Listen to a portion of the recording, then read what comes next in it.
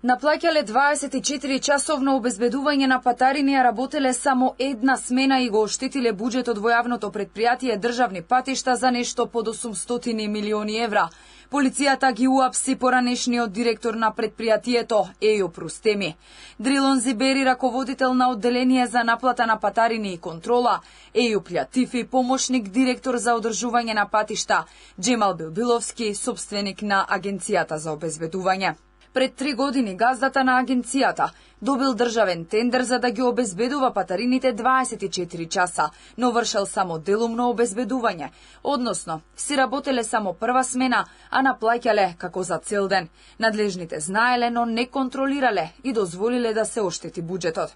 Против тогашниот управител на фирмата од Кичево и правното лице е поведена истрага за кривично дело злоупотреба на постапката за јавен повик, доделување на договор за јавна набавка или јавно-приватно партнерство од член 275В од Кривичниот законник, додека за останатите четворица, тогашен директор на предпријатието, еден од подписниците на договорот и двајца надлежни за контрола на реализацијата, се води постапка за кривични дела кои опфаќаат злоупотреба на службена положба и овластување и фалсификување службени исправи. Обвинителството отвори истрага и побара притвор за првоосомничениот. Оттаму велат дека тогашниот директор на јавното предпријатие, иако бил должен да контролира дали договорот е спроведен во целост, го пропуштил должниот надзор.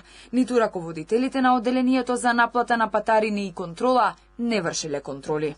Двајца осомничени раководители на одделение за наплата на патарини и контрола исто така имале задолжение да го следат договорот и неговото исполнување, да вршат контрола во извршувањето, одобрување на работни налози за извршување на услугата, испратници, следење на квалитетот на извршените услуги и проверка на доспеаните фактури, како и да изготвуваат извештаи дали договорот е целосно реализиран. Таквите контроли не ги вршеле во целост и иако знаеле дека обезбедувањето се извршува само делумно, најчесто во прва смена, ги потпишувале барањата за одобрение за плаќање. Се чека кривичниот суд да се произнесе за предлогот на обвинителството за определување мерка притвор за првиот осомничен. За останатите се предложени мерки на предпазливост.